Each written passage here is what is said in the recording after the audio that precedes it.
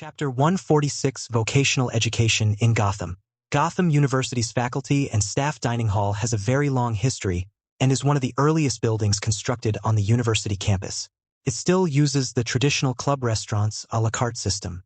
When Schiller entered, he turned around and shook the water droplets off his umbrella outside the door. Victor stepped aside and said, "It's a good thing you're here. Who would have thought that it would start raining halfway there?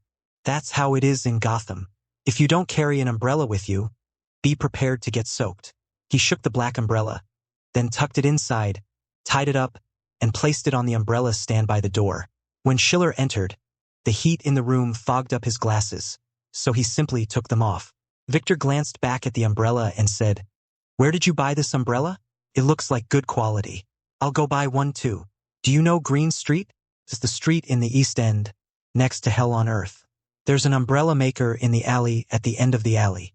Good heavens, you're so old-fashioned. What era are we living in?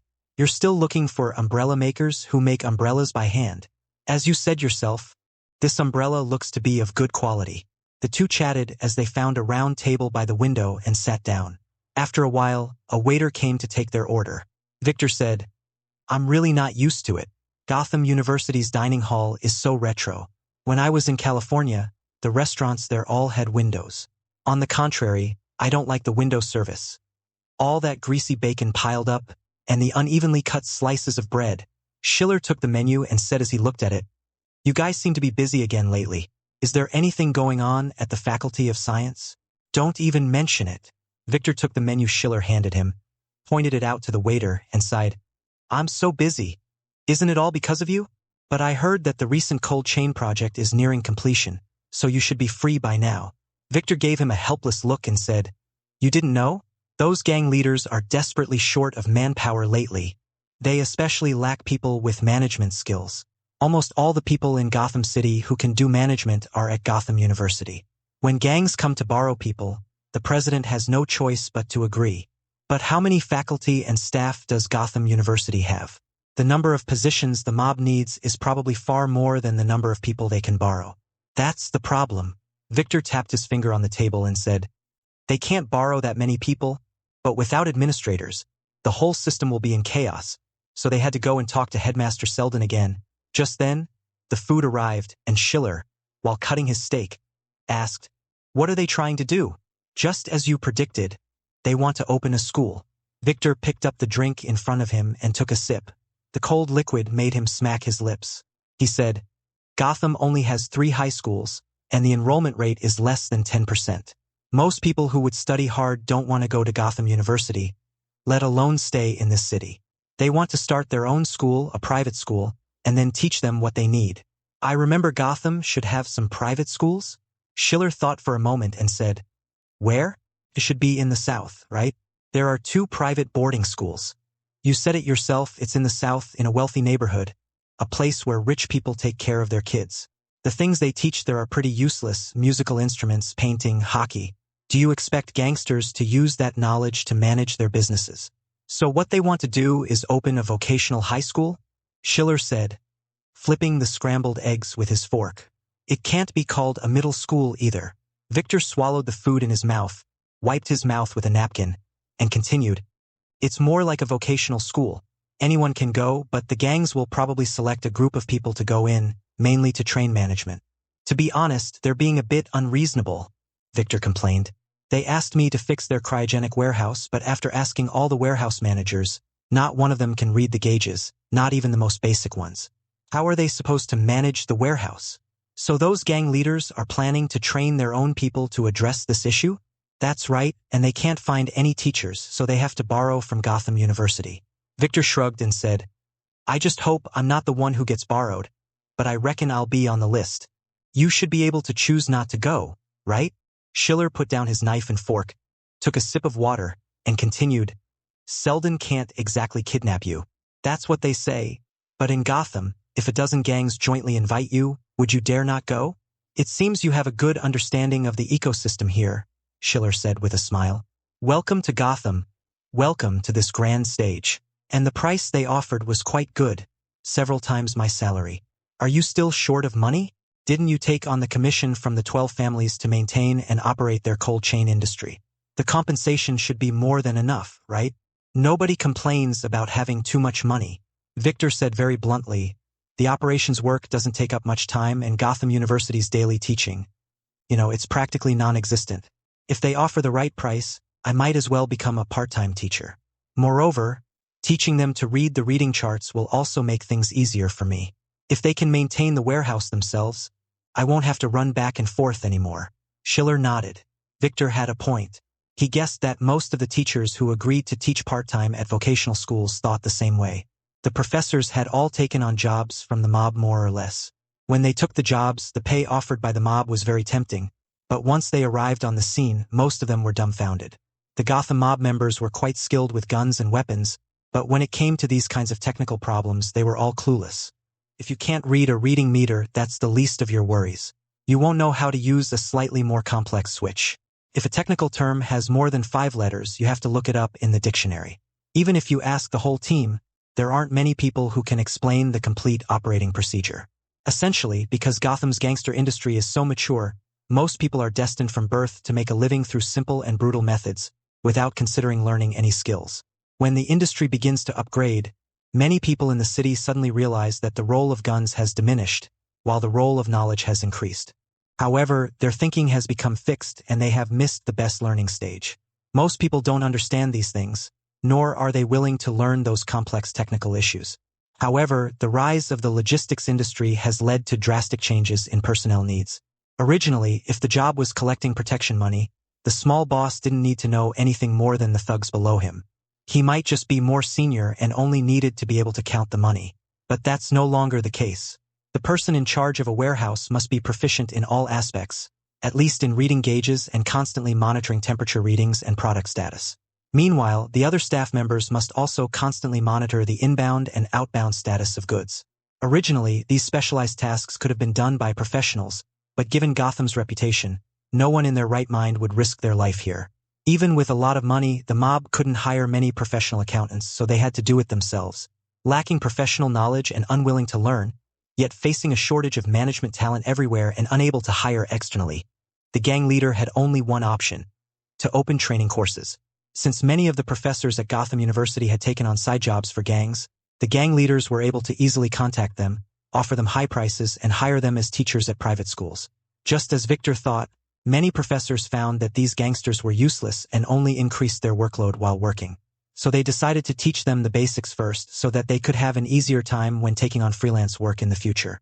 Of course, originally, this had nothing to do with Schiller. He was a psychology professor. Those gangsters might need physics teachers, chemistry teachers, math teachers, and even language arts teachers, but they didn't need a psychology teacher. The people of Gotham may not have much else, but they are very open-minded. The problem lies in the celebrity effect. Previously, Falcone had opened a small private lecture hall on his estate and invited Schiller to teach his family members. Schiller mainly talked about basic knowledge such as industry models, but the Gotham gangsters have always followed Falcone's lead. Even the old Godfather invited Schiller. If you run a school and don't invite him, isn't that obviously saying that the old Godfather has no vision? So, one afternoon in Gotham, Schiller received an invitation signed by more than a dozen major gangs. The invitation letter didn't explicitly state its purpose, but simply invited Schiller to visit their newly established vocational school. However, Schiller estimated that once he arrived, he wouldn't be able to leave, and would at least be appointed as an honorary professor. Schiller approves of the gangsters' active involvement in building schools. After all, if Gotham University wants to join the Ivy League, it is essential to improve the academic atmosphere of the entire Gotham City. In addition to building more high-end research institutes, it is also necessary to establish a complete talent training system. The Wayne Group has already started regular elementary and secondary schools, but the results won't be seen anytime soon. Now, the gangs are spontaneously developing vocational education, which is actually a good way out and very suitable for Gotham City's current situation. In Gotham, where basic education is lacking, the city operates primarily on empiricism, and gangs are family-run, passing down their businesses from generation to generation, with each generation teaching the other step by step. This model may have worked in the past, but it is not so good now. It is foreseeable that with the introduction of new industries and the gradual upgrading of existing industries, this vocational education will become more and more prosperous in Gotham, and will continue until the results of basic education become apparent. As a professor, Schiller was in a position to do his job, and he didn't mind giving the opportunity to push things along. So he accepted the invitation and prepared to go and see what kind of mess the Gotham gangsters could make of this vocational school this weekend. Chapter 147, Copwart's Happy Life, Part 1. Gotham's first law is, things always go wrong here, and if you have a bad feeling about something, it will definitely come true. The second law of Gotham is, in Gotham, no matter how correct your intentions, how clever your methods, or how perfect your plans are, they will always manage to turn it into a mess. This vocational school, jointly founded by more than a dozen major gangs, is located in the living hell of the East District. Due to its construction and renovation, the school has become the best in the entire East District in terms of facilities and is the only place in the East District with a relatively suitable environment and atmosphere for a school. Note that it is relatively suitable. When Schiller returned to the living hell, it had changed drastically. The transformed living hell, though still as chaotic and crowded as ever, is at least no longer old and dilapidated. The alleys are still narrow, but at least they are clean. The stairwells are still cramped, but at least they are well lit and have signs so people won't get lost. The vocational school is located in an empty room on the 8th floor of the building on the east side of the living hell. Outside is the 8th floor terrace, which students can use for free activities. Originally, this place was designed to be a laundry room, but it was left vacant due to changes in the water pipe routes. The prime location with a terrace was naturally controlled by the largest gang in the area, the Muni Gang. Under pressure from more than a dozen other major gangs, the Muni Gang handed over the land to them to set up a vocational school. So far, things have been going relatively normally. Although the whole thing sounds a bit absurd, it hasn't exceeded Durant's understanding of Gotham. Just as Schiller had predicted, the gangsters warmly welcomed him and invited him to give a lecture there. There were no special requirements for the course content. Simply put, whatever was taught to the children of the Falcone family was also taught to these students. Schiller had anticipated this, so he didn't refuse. He went up to the podium and, as usual at Falcone Manor, planned to talk about the history of Gotham City and the development of the gang industry. This classroom is relatively large. At least compared to the other rooms in the living hell, it is quite spacious. However, the 40-odd students below were already packed to the brim. When Schiller walked to the podium, he glanced down and found that the students below were all quite young, the oldest being no more than 20 years old and the youngest probably just over 10. That's normal. Gang leaders aren't stupid. Of course they know that a drunkard in his 30s or 40s, even if he comes to school, won't have any future. Even if these young people have some bad habits now, at least their brains haven't been ruined by alcohol, and they definitely learn things faster than middle-aged people. Schiller had a habit that, no matter where he taught, the first thing he did at the beginning of class was to take attendance. As a result, the class didn't even have a roster. The gang leader, who was watching from below the stage, could only take a piece of paper and let the students write their own names on it. The paper spun around underneath, and when Schiller picked it up, he covered his forehead and said with a hint of helplessness, "Well, it seems the situation here is worse than I thought." But he did his best to maintain the professional ethics of a teacher. Schiller said, "First, I need you to write your real names, not your nicknames or aliases. Who is this person called Tyre? Can you raise your hand and show it to me?" A chubby little boy raised his hand, grinned smugly at the side, and shouted, "It's me, teacher. I'm the Tyre that'll explode." "Okay, then tell me your name. What's your last name?" "I'm called Tyre. That's what my mom and everyone around me call me because I was born fat." "Well, you need to have a surname, right?" The chubby boy frowned and said, "My dad died before I was born, so I don't even know his last name.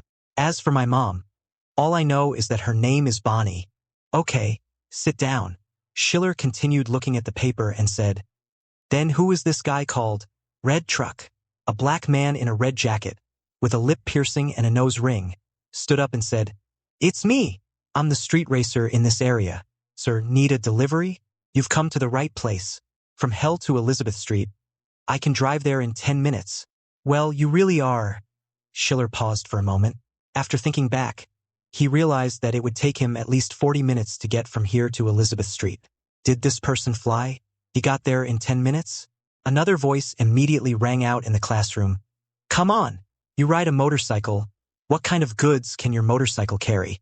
Schiller looked up and saw that the person who spoke was a white girl with tattooed arms. He asked, "And what's your name?" "I don't have a name. Most people here don't have proper names either. You can call me Rocket, the most powerful kind." Whoosh, ha ha ha ha ha. The girl and her classmates around her laughed. Schiller sighed and continued looking at the name on the paper. His gaze followed his finger downwards, and soon he noticed a handwriting that stood out from the rest. The handwriting of most people on this paper looks like scribbles. Even the simplest English letters are written like worms crawling. However, among this bunch of worm-like handwriting, there is one handwriting that is very special. Its letters were not only written neatly, but also showed some cursive and connected strokes. Schiller read out the name, Oswald Copperplate. He was about to look up to see who it was when he suddenly paused, realizing that the name sounded so familiar. Could it be such a coincidence? As soon as he finished reading the name, a short figure sitting in the corner stood up. He was pale, with sunken eyes and a hooked nose that didn't look very appealing. He raised his hand and said, "It's me, teacher." Schiller opened his mouth, but he felt that what he wanted to ask was a bit inappropriate. After all, the boy who raised his hand looked to be only a teenager, probably even younger than Bruce. He couldn't very well go up to me and ask, "Will you become the infamous Penguin, the villain of Gotham?" That's right, Oswald Cobblestone is a very unique name, and there shouldn't be anyone else with the same name in Gotham. If I'm not mistaken, this should be the Penguin in his teenage years. Schiller took a closer look at Cobblestone and found that, apart from being a bit short and having a gloomy demeanor, the boy was quite refined and cultured. After all, you also have to consider what kind of monsters he's surrounded by. Most of the students sitting here are just like that red truck, wearing all sorts of brightly colored jackets with 6 or 7 piercings in their ears. Most of the black students have dreadlocks, and the white students also have bizarre hairstyles. They're covered in tattoos, and they all sit in their chairs like they have thorns growing on their butts, moving 7 times a minute. If it weren't for the gang leaders standing by the wall, they would have already caused a huge uproar. In this environment, Copport appeared perfectly normal, even somewhat refined. He was wearing a suit that was obviously a bit old and didn't fit him very well. It was unclear where the suit came from. He was wearing a plaid shirt underneath, with the collar neatly trimmed and even the cufflinks fully fastened. He had a head of black hair, his sideburns were trimmed, and there were no messy piercings or obvious tattoos on his face. Apart from his hooked nose, which made him look a bit gloomy, he looked pretty good. For some reason, Schiller felt a touch of emotion looking at the penguin-like creature. It turned out that even in this living hell, there were normal children. Indeed, compared to these chaotic and unconventional second-generation blacks, the penguin can even be considered law-abiding. Schiller thought back and realized that this might be normal. In the comics, the penguin was a gangster boss with aristocratic tendencies who liked to pretend to be elegant. He often wore a top hat, carried a cigar, and owned a luxuriously decorated restaurant. Although this little penguin hasn't reached that stage yet, there are already some signs. His clothes and appearance are very old-fashioned, like someone from the 19th century, which makes him somewhat out of place. Copport sat alone in the corner of the classroom, completely ignoring the whispers of the others, and just stared blankly at Schiller. Schiller felt he looked somewhat familiar, but he couldn't quite place where he had seen this future penguin before. He thought about it for a moment, then, realizing he couldn't remember, he put the matter out of his mind. Schiller cleared his throat, and the room quieted down considerably. He said, "Some teachers have already given you lessons, but I need to set the rules for this class. There are 2 things I need to do. First, we need to make a roster. I don't care if you had names before, but now you all have to make up a name for yourselves. The only person on this list with decent handwriting is Cotton, so let him do it. After you've made up your names, tell him and have him write them down on a piece of paper. The second thing is to choose a class monitor to be responsible for arranging the timetable and scheduling get-out-of-class times. You chubby kid called Tyre, I think you're popular, so you'll be the one. After each teacher's get-out-of-class ends, go and ask them when the next class is, and then record it on the timetable." The chubby boy opened his mouth, clearly not expecting such a big problem to fall on his shoulders. He looked pleadingly at a gang leader standing by the wall. The gang leader glared at him, and the chubby boy had no choice but to say, "Okay, but, teacher, there are some subject names I don't know how to spell." "Then let's go find Copport. He should be able to. I think his handwriting is pretty good. We can ask him to write out the timetable and stick it on the wall." Corbett was clearly surprised that Schiller would entrust him with the task. He seemed a little reserved, showing none of the villainous qualities he was destined to have. He muttered a few words under his breath, but in the end he said nothing. Schiller wasn't giving him special treatment, nor was he eyeing the future penguin. He was telling the truth. In the whole class, only Cope Potter could write in a way that was legible, and he could remember and spell such a complicated name correctly. If we didn't teach him, there was no one else. As soon as Schiller announced the end of Get Out of Class, the classroom erupted into chaos, but Copeport remained hidden in a corner, silent. Looking at this scene, Schiller shook his head. In a city like this, even the most basic vocational education was a long and arduous task. Chapter 148, Copeport's Happy Life, Part 2. Copeport is having a bad time lately, or from another perspective, he's doing very well. Oswald Copperpot was born into the Copperpot family, one of the 4 major mafia families in the East Side, and his family was relatively well off during his childhood. However, when he was young, the pillar of his family, his father, died of pneumonia, and the family fell into decline. Now, the era of the 4 major gang families in the East District is over, and he and his mother live in a cramped old house on a street near Hell on Earth. His father made some money when he was young, and Mrs. Copeport basically lived off those savings. As he grew older, the family's expenses gradually increased. Mrs. Copeport, relying on her husband's past connections, found little Copeport a job in Moonbang. The Mooney Gang was originally the biggest gang in Hell on Earth, but now their leader, Fish Mooney, is a grumpy woman who can't go against anyone's wishes. Cobb is short and timid, and Fish doesn't like him at all. As a result, Copperpot was often sent out to work as a doorman or umbrella boy at other businesses on other streets. This is no easy job. Being beaten, scolded, and teased by customers is commonplace. Moreover, not only does the money earned have to be handed over to the local gangs, but an additional share has to be given to the Mooney Gang. Very little of it ends up in Copeport's own hands. At work, Cobert was often humiliated and ridiculed by others. He could only hide to the side with a gloomy face, trying his best not to attract their attention. However, he often angered some customers because of his short stature and lack of strength, and was beaten and scolded by the supervisor. When he returned home, he was always soaked to the bone. Cobblestone originally thought he would have to endure this for a long time, but to his surprise, Gotham changed almost overnight. Construction was in full swing everywhere, the whole city was hiring, and every industry was short of workers. Since this change, Copperpot has worked as a bartender, a janitor, a counter, a waiter, and all sorts of other jobs. When he walks down the streets of this living hell, people will ask him if he has a job. Before that, he worked as a waiter at the largest night market near the living hell. Although he was called a waiter, he actually assisted at the roadside barbecue stalls, helping to wash the barbecue plates or open beer bottles for customers. Although this job isn't easy either, it's much better than being a doorman. First, you earn more money, and second, you can often eat leftover scraps from barbecue. Moreover, the customers are usually drivers who are often in a hurry. They order a plate of barbecue and a beer, eat and leave without delay, and don't have much time to make things difficult for the waiters. Occasionally, they can even receive a small tip. Originally, Copeport was quite satisfied with this life. At least he had taken a big step forward. But what happened next was even more unexpected. Later, the transformation of Hell began. Although Cobblepot did not live inside Hell, he lived nearby and witnessed the transformation of this crowded and dilapidated city. But then, his entire life rhythm was changed. Due to the transformation of the living Hell, many gangs set their sights on this lucrative area. The Mooney Gang, unable to fight back with its own strength, saw more gang forces pour into this poorest region and divide it up, leaving the original Mooney Gang with only a small piece of territory in the southernmost part. After the renovation was completed, the gangsters began to build a management system here, but a problem arose. Where were they going to find so many people who could manage the living hell? Although the area has been renovated, it is still a complex and confusing place. Even these outside gang leaders don't understand the terrain, let alone how to collect protection money. Cobblestone was practically a local. He frequented the hell of the living to buy things. In addition, he was originally a member of the local Mooney Gang, and the gang leader took a liking to him, so Cobblestone started working for them. At first, he was responsible for counting items at the entrance of the cargo channel. However, the foreman in charge of the cargo found that he was good at math and could count items by hand all day without making a mistake. So he introduced him to the commercial district of Hell to collect protection money. Having previously worked at a night market stall, Cobert quickly became acquainted with the owner of a restaurant in the commercial district, and was responsible for delivering ingredients to the restaurant.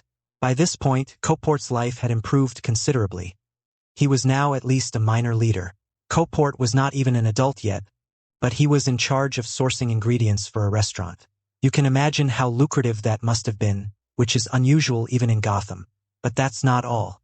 Copeport received a good education in his childhood and even lived in a wealthy area of the South. As a result, he can write neat English characters and is quite talented in mathematics and statistics. He can even do mental arithmetic, which is a rare talent in Gotham. Not long after, he caught the eye of a big gang leader and was transferred to the Water Management Department of the Living Hell. The so-called Water Management Department is the place responsible for connecting and maintaining the tap water supply and collecting water fees. It's called a water fee, but it's actually a protection fee. Once a gang takes over a district of hell, the residents pay them all the water fees, and then the gang members are responsible for maintaining the water system. However, the water source of the renovated and rebuilt Hell of Living is not like the previous wells. The modern water supply system is very complicated, with a network of water pipes, various pipes and valves, and several types of water meters. The gangsters simply cannot figure out these things. On one occasion, during the collection of water fees, a conflict broke out between the gang and local residents. It was only after Copeport glanced at the water meter reading that a potential shootout was averted. That's right, in the entire water management department, only Cobert knows how to read water meters. He was thus promoted to head of the water supply system in Zone 2, north of Hell. It may sound absurd, but it's true. Cope's rise to the top was so smooth not because this underage penguin was so great, but mainly because everyone else was so bad. Once he became the department head, life was naturally much easier. Cope didn't even have to wander around in that living hell himself. He only needed to have someone write down the readings on the water meter, and he could accurately determine how much water a household had used and how much protection money to collect. However, this didn't last long. The gangsters realized that relying solely on a genius like Copeport, who was 1 in 100, to maintain the entire system was not enough. So they began a vigorous campaign to prepare for the vocational school. According to Gotham's second law, by the time the school site was chosen, the staff was ready, and even the teachers were found. The mob bosses discovered that they had no students. Gang leaders certainly don't have time to learn these things. They already have enough to manage. The mid-level members of the gangs were generally clueless, even misspelling their own names. They were all addicted to smoking, drinking, and gambling, and their brains hadn't been functioning properly for years. Sending them to school would be a waste of their time. Therefore, these gang leaders could only choose from the second generation of gangsters, either the children of some young junior leaders, preferably teenagers, and it was okay if they had some strange hobbies as long as they didn't ruin their brains by drinking or doing drugs. Even with such lenient conditions, they still couldn't gather enough students. With no other option, the gangsters had to cast a wide net, even taking homeless children on the streets if they seemed decent enough to attend school.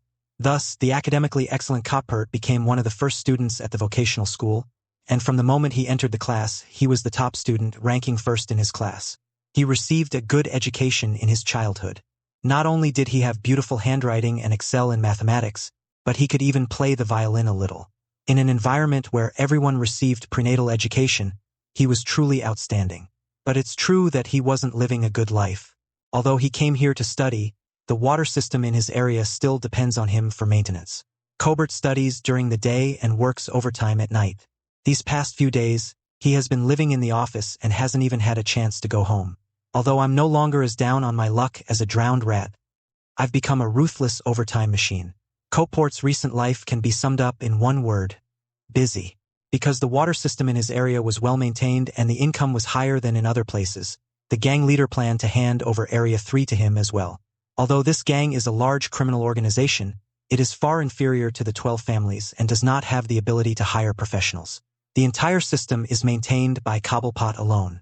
It was the first time Copeport had realized that working in an office was no easier than being out in the sun and wind. But to say he's doing well is indeed true. Copeport now fully understands what it means for knowledge to change one's destiny. Because of his good math skills, he rose through the ranks. He was no longer bullied as a doorman. Now he manages more than 20 gang members. Because Cobbler doesn't need anyone to do the calculations for him, other people just run errands and get a cut of the water fees collected. Many people love doing this job, and since they rely on Cobbler to make money, they naturally flatter him. Cobblestone now has his own little piece of land, and if he saves up a bit more money, he and Mrs. Cobblestone can move out of that gloomy old house and find a nice apartment to live in. Moreover, most of the teachers invited by the gang were quite troubled by the situation here. They never expected that the students they were going to teach would be like this. In this environment, Cope, who learns quickly and is very focused, seems particularly adorable. A gloomy appearance? So what? Look at these bastards. Anyone with fewer than 10 metal rings on their head is considered conservative. A hooked nose? He's already quite conscious of his appearance by not wearing a string of nose rings. Short? That's still better than someone who's always jumping around in the classroom with thorns growing on their butt. The students that teachers like often have the same kind of temperament, and Cope Potter happens to have that temperament. He appeared somewhat timid and taciturn, which his peers saw as antisocial, but his teachers and professors viewed it as the behavior of a well-behaved and obedient student. As it turns out, the Penguin, who will be able to secure a place on the Gotham stage in the future and compete with mad geniuses like the Joker, is certainly outstanding.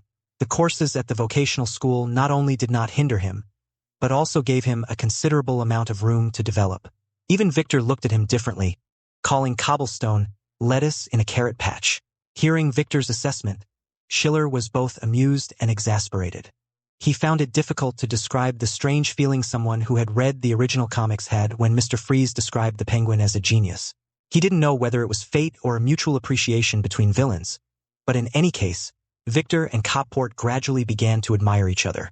In Victor's eyes, Copport became a studious genius who remained untainted by the mud, while in Copport's eyes, Victor became a good teacher who treated all students equally and did not discriminate against him. As for Schiller, after he finished that lecture, he dumped all the work of maintaining classroom discipline onto Victor, while he spent his days drinking coffee and slacking off in his office at Gotham University, which infuriated Victor, who called him a sly old fox. And Copperfield, of course, did not forget that Schiller was a special guest he had encountered at that time. Back then, Schiller's words and actions made him quite fond of the professorship, and now Victor has proven that reading a lot of books really makes a difference. Copport even considered whether or not to go to college, a thought that seemed absurd to him at the time. Going to college? That's a very distant dream for every low-income person in Gotham. But what this future Penguin man has in abundance is ambition. Chapter 149, The Mystery of the Rainy Night, Part 1. In the tranquil manor, the fireplace crackled and popped, and the light rain pattered against the glass. The slight sounds were swallowed up by the dim light as they entered the room. The soft sound of pages turning filled the air as Schiller leaned back on the sofa in front of the fireplace, reading. In this slow-paced era, the time between sunset and bedtime always seemed incredibly long.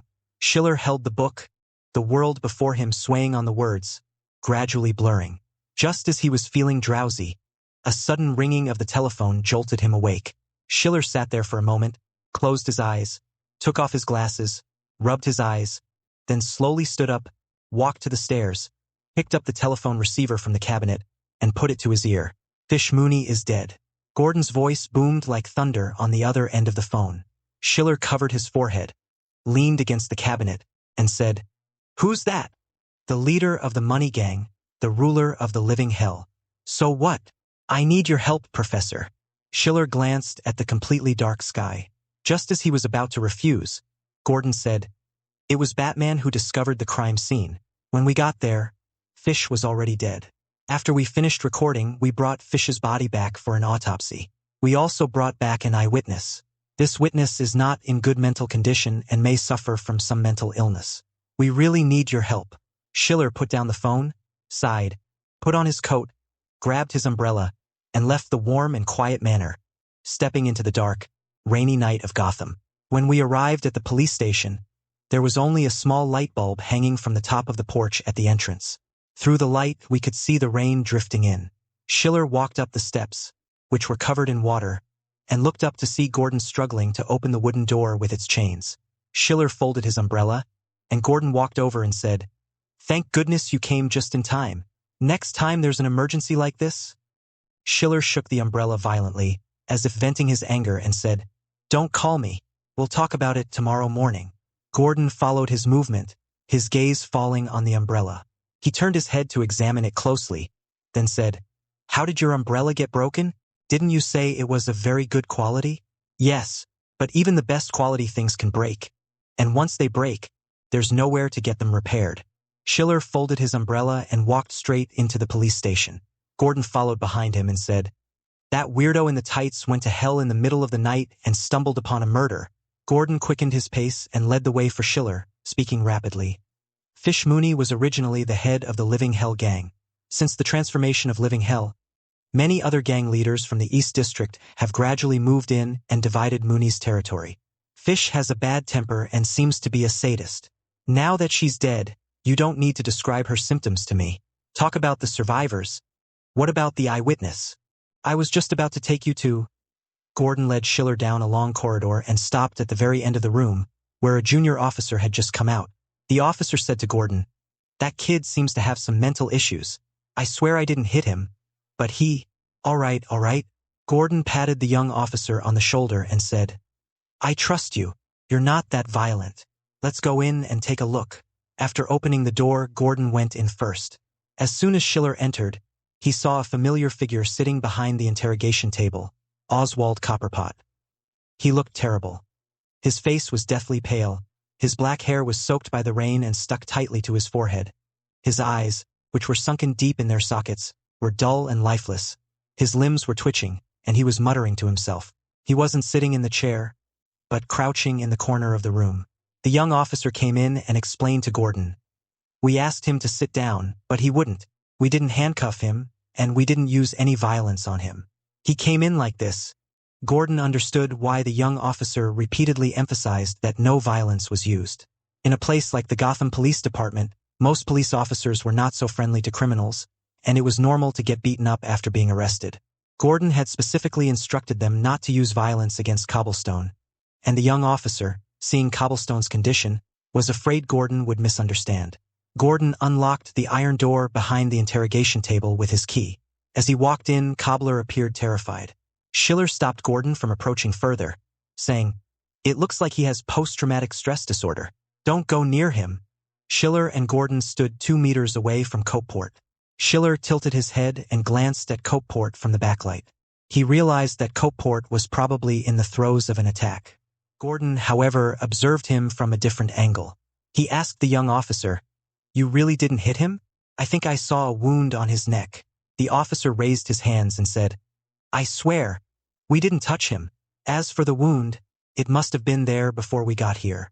The officer spoke with certainty, and Gordon frowned.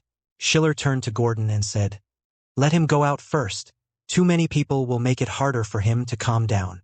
After the young officer left, Schiller said to Gordon, "This should be acute stress disorder." Schiller took half a step forward, and Cobb immediately recoiled as if possessed, letting out incomprehensible screams. Schiller stepped back and then said to Gordon, "Experience the symptoms again. Panic, alertness, and..." Schiller stroked his chin and said, "That's not all. Along with the state of agitation, there seem to be some other mental disorders. Well, it seems unlikely that we'll get anything out of him. That's not necessarily true, but his symptoms require hospitalization. After treatment, he should be able to recover his normal mental state." "Approximately how long will it take? Are you in a hurry?" Schiller asked Gordon. "Fish Mooney may be a mob boss, but he's not even a big shot in Gotham. Who's putting so much pressure on you?" Gordon sighed and said, "This is a complicated matter. Let Batman handle it." As soon as he finished speaking, a sound came from behind him, and Batman appeared in the shadows in the corner of the interrogation room. "Let me state this first. I know you suspect I assaulted him, but I did not," Batman said. "Weren't those wounds on his body inflicted when you subdued him?" Schiller turned to ask him. Batman shook his head and said, "When I met him at the crime scene, he was unconscious and covered in injuries, clearly having just been beaten up."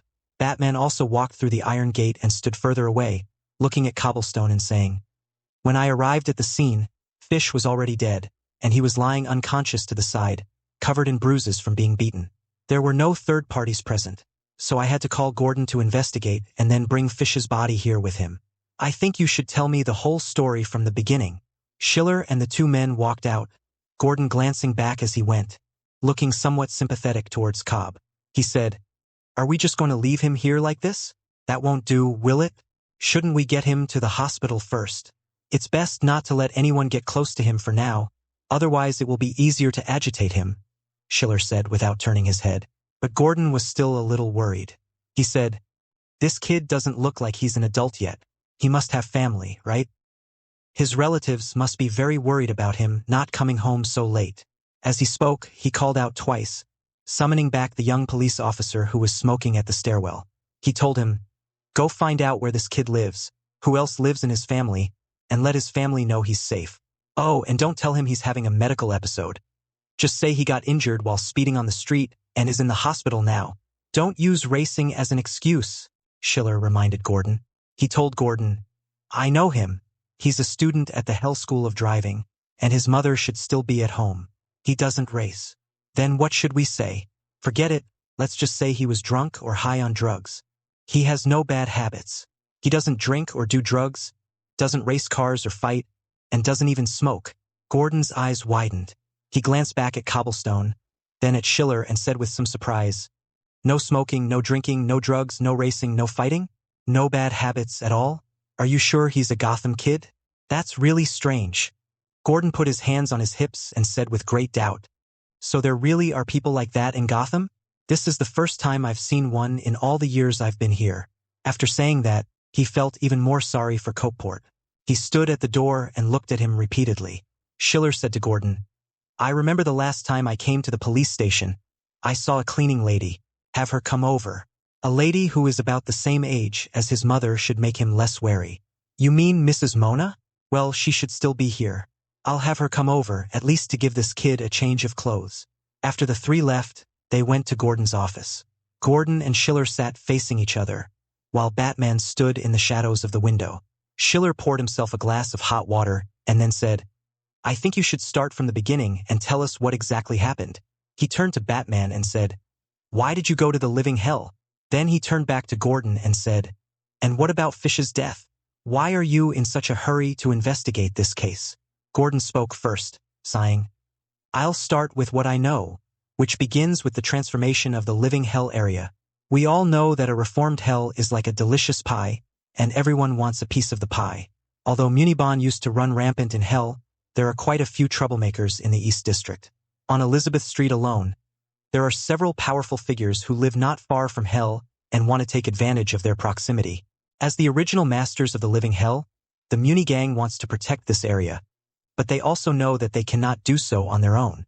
So, Fish ceded some profits to those outside gang leaders, allowing them to occupy some territory in the North District. But these gang leaders were insatiable, greedy crocodiles. They gradually pressured Fish, and as a result, the entire North District and half of the South District were taken over by outsiders. Fish was furious. Chapter 150 Mystery on a Rainy Night, Part 2.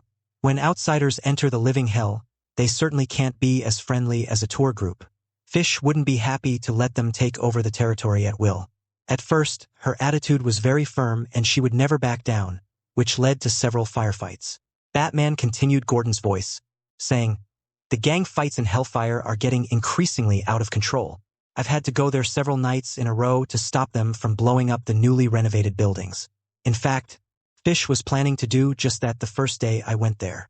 When the living hell was being transformed, I upgraded the water system there, but Fish wanted to use the device as a bomb to blackmail other gang leaders and force them to leave. I stopped her. Batman, wrapped in his cape, stood in the shadows in the corner of the room, as if he didn't exist. Only his deep voice echoed in the room as Schiller asked him, So you found Fish had been murdered while you were maintaining order in Hell on Earth?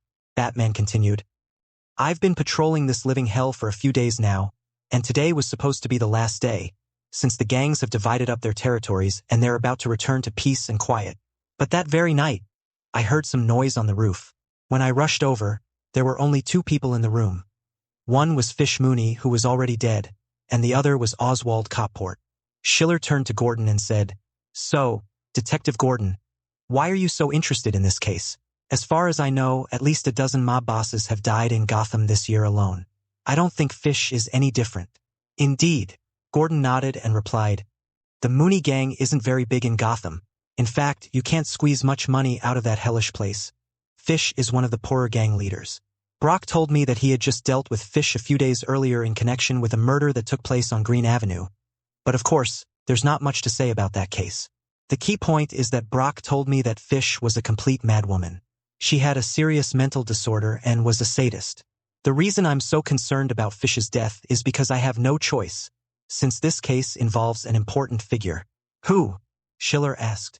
The Godfather's son, Evans Falcone. Evans? How did he get involved in this? Schiller asked, somewhat puzzled. Just 2 days ago, I called him into my office to guide his thesis, and I didn't sense anything wrong with him. Gordon sighed and said, Living Hell is the first step in Gotham's transformation project. The old Godfather is very concerned about it, as are the heads of the 12 families. For something so important, the old Godfather would naturally send a trustworthy person to keep an eye on it. Schiller shook his head and said, I don't think Falcone will send Evans. Even I know that Evans is not mature enough right now. But what if Falcone wants to go on his own initiative? Gordon paused for a moment, then said, I heard this from our new director, who, as you know, is one of Falcone's men. He told me that Falcone Jr. was a bit impatient. He asked the Godfather if he could personally oversee the Living Hell. The Godfather was non-committal, but it seems that he eventually agreed. Perhaps he's starting to feel threatened. Batman's deep voice came from the corner of the room. Unlike Gordon's somewhat anxious voice, his tone was always calm and confident. The new mayor, Roy, has become Falcone's godson, and he's doing a pretty good job.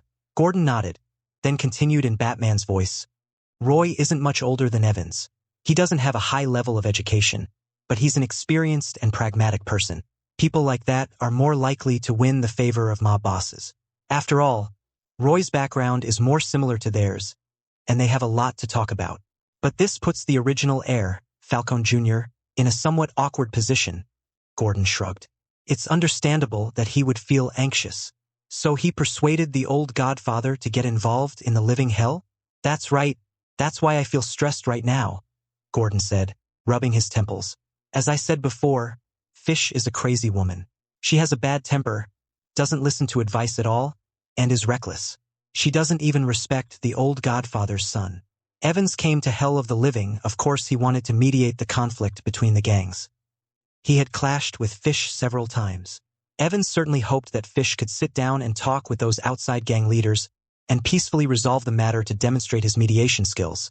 But Fish was simply unwilling. We have an informant in Mooney who reports to us that Fish has almost completely gone mad. She started beating her subordinates and even wants to kill people indiscriminately. Wait a minute, Schiller interrupted Gordon. Could Cobblestone be one of the victims?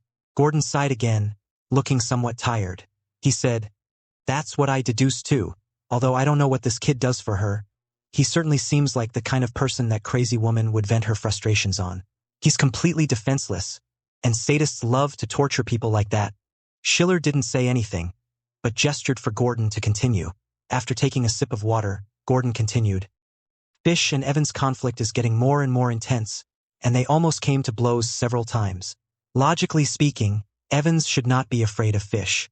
He is the heir of the Falcone family, and all 12 families must obey his orders.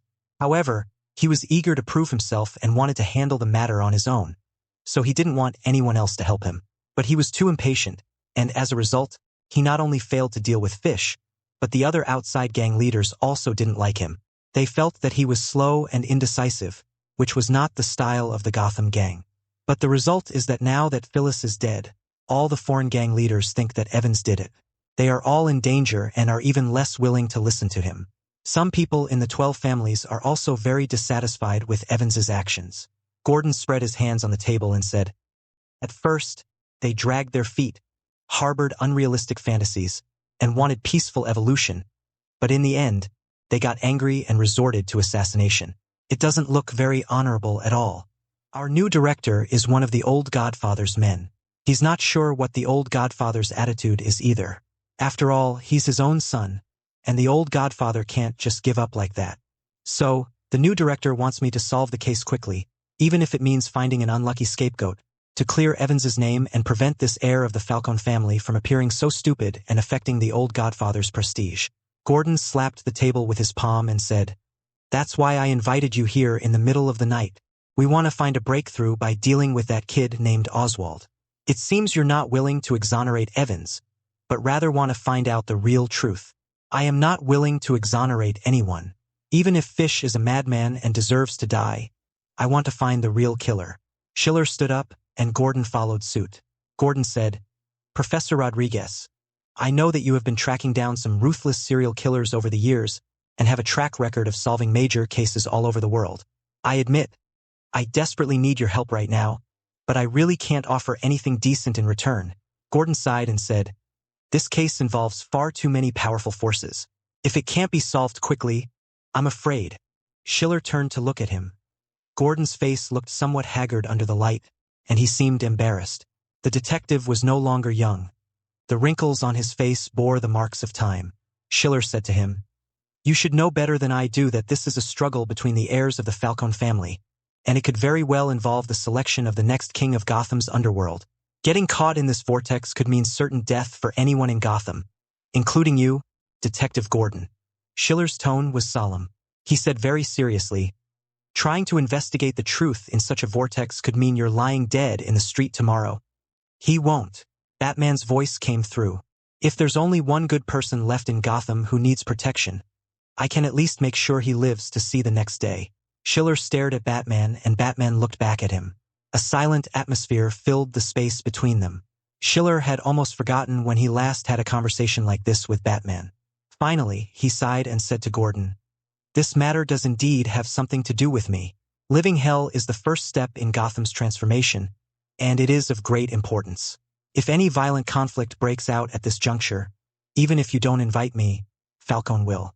If Evans gets into trouble, as his tutor, I will still have to clean up the mess." Gordon opened the door for him, and Schiller walked out with his head down, muttering to himself, "I knew it. I wouldn't have a few peaceful days here."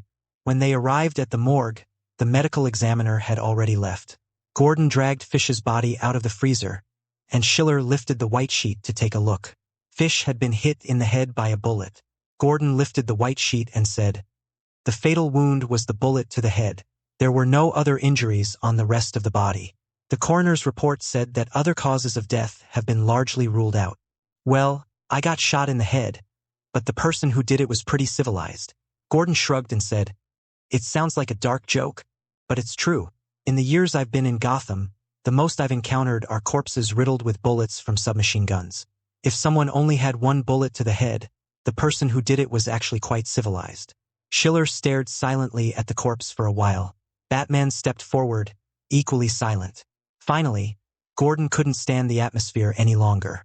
He turned his head to the left, glanced at Schiller, then to the right, glanced at Batman and asked, "So, have you two figured anything out? What we see is the same as what you see.